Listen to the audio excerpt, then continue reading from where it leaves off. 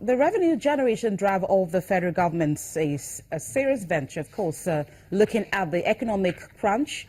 The issue of getting revenue has become a top priority for the present administration of President Muhammadu Buhari. And one of the areas in which it intends to get more revenues is through the stamp duty.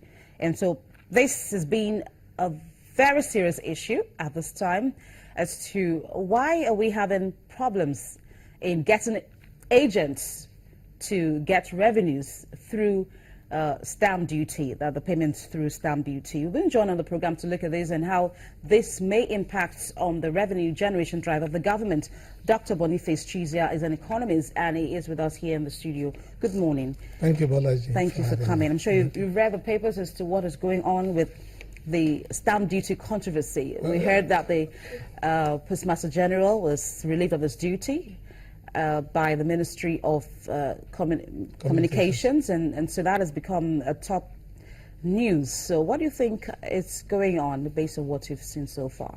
Well, I think that it's difficult to have come to terms, have a handle, know exactly what has transpired. You know, if you look at what has been said in the papers, what comes to you is the fact that you know, there's some confusion, there's some disagreements about appointing agents, you know, for stamp duty collection and so on and so forth.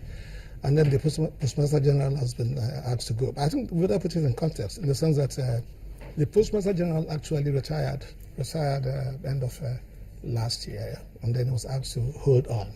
I wondered why that should be so. If he worked at the time of your retirement, I think that one should expect that it's the best practice. You know, if you're allowed to go, and we need to build capacity. You know, so we need to there's a need for somebody to oversee until somebody is appointed. Then somebody from within should be put in place. Like this happened now. I think that somebody that has been a deputy has been put in place and asked to stand in. But I think that controversy is not very clear, because I expect that stamp duty is like just any tax. And so you want to collect tax, you know, it's like VAT, you know, so you do some transactions and there are stamp duty payments. So what I think that to put it properly, I don't know what's happening is that you bring in consultants, you know, bring in commissioners, sometimes they call them commissioners, who will come and help people assess, because sometimes it's not cut and dry. And so you don't just, it's not like say, okay, you just pay 5% VAT. It's not like that. Sometimes the thing is graduated. So it depends on the scale of operation. So if you're not careful, you know, there could be underpayments and so on and so forth. So you need somebody to stand between and say, you know, talk to when those are supposed to pay these duties and, you know, agree with them what should be paid and so on. So that's exactly what's happened. Because otherwise, you know, I think that we should begin to enable these things with technology. You know, so if I happen to collect money and I'm going to pay, and I'm supposed to pay some returns, you know, then that should be a platform whereby that is done, and it's done automatically. And we, as much as possible, try and reduce human interventions. You know, because we're talking of running the system. We are thinking of having best practice. We're fighting corruption and so on and so forth. And then you cannot begin to make that sort of progress if you keep on having people intervene, keep on allowing discretion, you know, taking decisions and so on and so forth. And that brings us to this question: who is in charge? Because we've heard the Minister for Communications given his own directive. We also the Postmaster General. There seems to be no link, so to speak, between both. So who is in charge of this issue of stamp duty collection? Well, I think there's some confusion. That's why we need to have some more light shed on this matter. And for me, as far as I'm concerned, it's just a revenue platform. You know, I mean, we have a budget, we have a fiscal policy that has projected that 1.5 trillion from non-oil sources. And so, you know, the fiscal authorities are, looking for everywhere to see how, you know, this money is going to be raised. And so for me, so I think that there are some issues. So when you talk about stamp duties, in fact, the stamp duties, because stamps are associated with post office. How many Nigerians use the post office? That's the question. Yes. Even if there is a law that actually permits the government to collect stamp duties. But when we look at the conventional a way of getting stamp duty is perhaps when you use the post office, but how do you think we can marry both? Not many people use the post office anymore, at least not as many as we used to see before. But let me first say that there's a law. There's a law in this country that permits the fiscal authorities to raise revenue, where stamp duty charges and so on and so forth is there.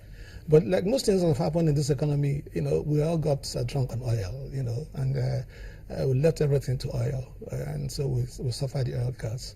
And so the goose, oil goose is now disappearing, and the chicken has come back to roost. And then we're now beginning to scamper here and there, and then start to and raise monies. But like you said, the stamp duty, there are issues. Even the banks, the banks are also affected with the stamp duties. So you do some transactions. I understand that if you have a deposit, come into your account, so there's a stamp duty fee. That is imposed. So I would expect that as we go on, it's going to be streamlined. But I think that you have your point in saying that stamp duty, so the Minister of Communications, if you're talking of revenue mobilization, generating revenue, so how does that affect him? And so the only way I can say it affects him is because we have stamps, and stamps are associated with post offices. But that used to be before. But one would wonder, how relevant is the stamp duty to the revenue collection drive of the government? Why so much emphasis on that? How much projection do you think the government has made as regards how much it would rake in? But Bolaji, I think that the government is looking all over the place, to see where they can raise monies from. And sometimes it might not be realistic, to expect that government will tell you this is what. They might have estimations, they have a target, but that's just a target, because until you go through the process. Now, look at, we are discussing this. And we have some gray areas, so we have gray areas, and it's not so clear to us.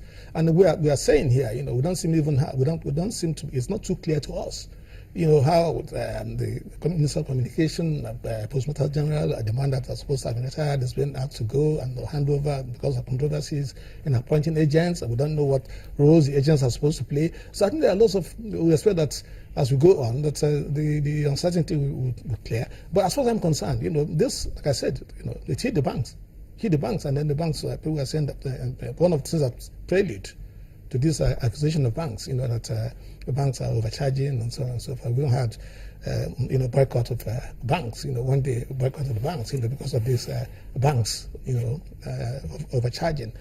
So I think that it's a revenue platform. We're trying to raise revenue, but I would expect that most things, it will get clearer as we begin to implement. But it's a revenue platform, and then, like we did say, the post office is almost a throwback to the past. It's anachronistic. Not many of us use post offices again. Within the era of telecommunications, and when you have platforms and channels for communicating, you attach your mail, you send. You don't normally go to post office again and put your mails and so on. And when you want to send a document that is a final document, you go to courier companies and get them to take it. And so I can't remember when last. I have a post office box at Falomo. I can't remember when last I went there. So I just kept it for sentimental reasons. Okay, we were told that some agents were appointed, more like were being interviewed by the Postmaster General and his crew. But the question is, was there any need for such move to get as many as 30 agents? Well, we have the FIRC, or FIRS rather, there, who is the federal government collection agent for revenues and incomes for the government. Yeah, why the need for that? I have this for you. Federal Inland Revenue Services also appoints agents. I have a friend who's an agent. In fact, they were just telling me yesterday at the club. Or maybe perhaps the FIRS should oversee how the stamp duty is collected. Well, instead of for the postal office itself to go all out to get 30 companies or even more to do it. Well, I think that we have to be very careful so that we don't put all our eggs in the same basket. I think that's very careful. But you're right in the sense that we are talking of non-oil sources of revenue and so on and so on. Then Federal Inland Revenue Services has a dominant role to play.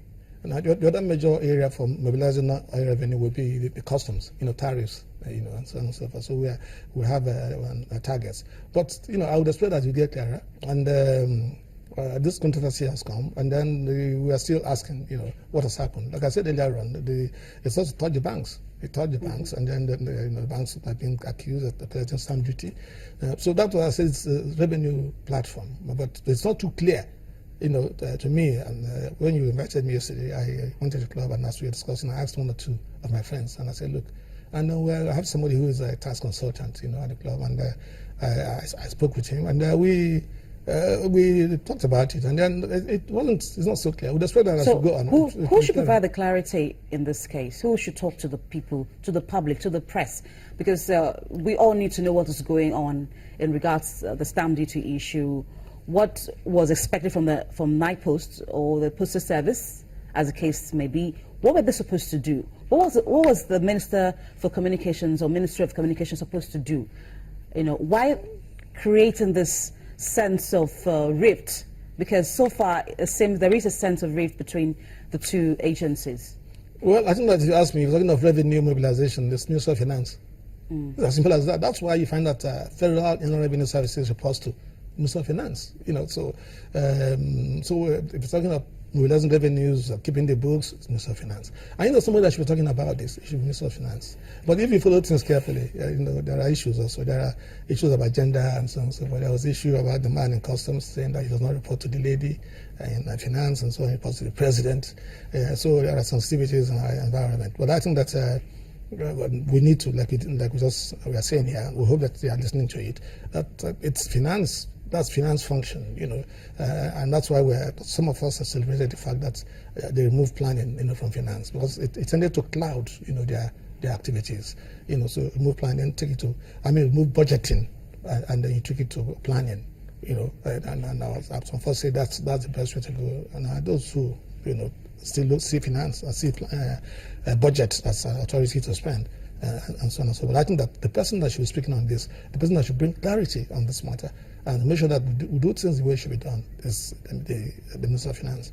The Minister of Communication, should. We're not talking of issuing licenses and so on and so forth. We're talking of licenses. Okay, yeah, you could be doing that. So where you want to come and open up, and then it gives you approval to, and you collect MTN. So that's appointed us, and then there's a levy on MTN. That's MTN should pay. Yes, okay, he will come in. So, but I think that we are certain this, and we expect that as we go down the line, that more clarity will return, to the process. But I would expect that what is happening now would fast forward, a decision taken. I expect that Minister of Finance, if I'm in a position, that I'll be stepping into this matter to say, look, let's look at this and make sure who should be doing what. And it's one of the things that we need to make sure that we do in governance, that we make sure that the boundaries are drawn somehow, so that people know. But the monies go through the banks.